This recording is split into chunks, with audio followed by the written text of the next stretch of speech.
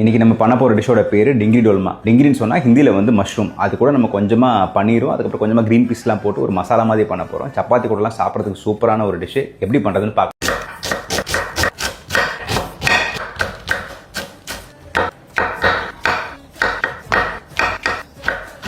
பேனில் எண்ணெய் சூடானதுக்கப்புறம் அதில் வந்து சீரகம், காஞ்ச மிளகா, சாப் பண்ணி வச்சுருக்கிற பச்சை மிளகாவும் சாப் பண்ணி வச்சுருக்க வெங்காயம் போட்டுக்கலாம்.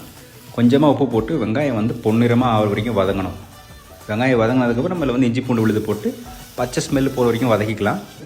இந்த டைமில் சாப் பண்ணி வச்சுருக்க தக்காளி, மசாலாக்காக மஞ்சத்தூள், மிளகாத்தூள், தனியாத்தூள், கொஞ்சமாக உப்பு போட்டு பச்சை ஸ்மெல் போகிற வரைக்கும் வதக்கிட்டு ஒரு அரை கப் தண்ணி ஊற்றிட்டேன்.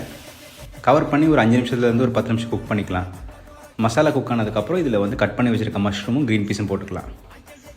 திருப்பி இது ஒரு கவர் பண்ணி 2 நிமிஷம் குக் பண்ணலாம். அதுக்கப்புறம் நம்ம கட் பண்ணி வச்சுருக்கோம்ல பன்னீர் குட்டி குட்டி க்யூப்ஸாக, அதையும் போட்டு நல்லா மிக்ஸ் பண்ணலாம். இப்போ ஃப்ளேவரிங்காக நான் என்ன பண்ணியிருக்கேன்னா கொஞ்சமாக கரம் மசாலாவும் சீரகத்தூளும் போட்டு மிக்ஸ் பண்ணிவிட்டு சாப் பண்ணி வச்சுருக்கிற கொத்தமல்லியும் போட்டேன். அவ்வளோதாங்க. கொஞ்சமாக திக் பண்ணிட்டிங்கன்னா சூப்பராக இருக்கும் சப்பாத்தி ஃபுல்கா கூட சாப்பிட்றதுக்கு. And always remember this, everybody can cook, everybody has to cook.